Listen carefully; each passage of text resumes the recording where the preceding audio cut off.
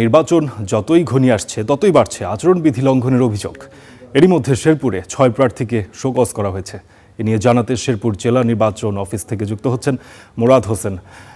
মোরাদ, প্রশাসন ও প্রার্থীরা কি বলছেন? নির্বাচনী পরিবেশ নিশ্চিতে প্রশাসনের তৎপরতা কেমন দেখছেন এবং প্রার্থীদের মধ্যে নির্বাচন কেন্দ্রিক যেই প্রচারণা সেখানে যেই আচরণবিধি সেটি লঙ্ঘনের প্রবণতা বা কেমন দেখছেন, সব মিলিয়ে জানাবেন।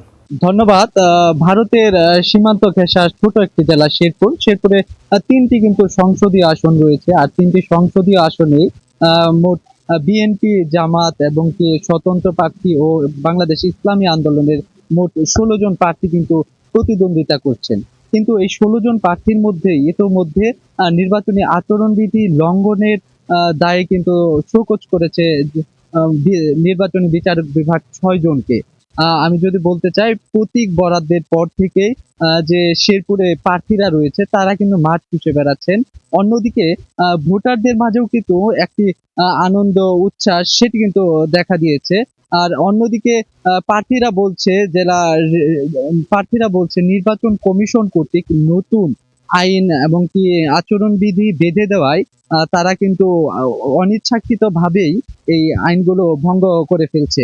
আর অন্যদিকে জেলা রিটার্নিং কর্মকর্তা বলছে প্রার্থীদেরকে বারবার সতর্ক করছে এবং কি প্রার্থীরা যখনই আচরণবিধি লঙ্ঘন করছে তখনই কিন্তু তাদেরকে শোকজ করছে। যদি বলি যারা ইতিমধ্যে শোকজ হয়েছে, যেমন শেরপুর সদর আসন থেকে বিএনপি মনোনীত প্রার্থী, জামাত মনোনীত প্রার্থী এবং এখানে যে স্বতন্ত্র প্রার্থী রয়েছে 3 জন কিন্তু শোকজ করেছে।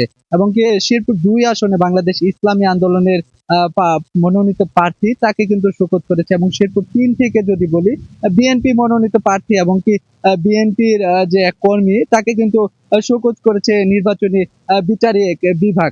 অন্যদিকে প্রশাসনের ব্যাপক তৎপরতা দেখা দিয়েছে, যেখানে আচরণবিধি লঙ্ঘন হচ্ছে সেখানেই ব্যবস্থা নিচ্ছে, এমনটি বলছে রিটার্নিং কর্মকর্তা। এই ছিল শেরপুরে সর্বশেষ।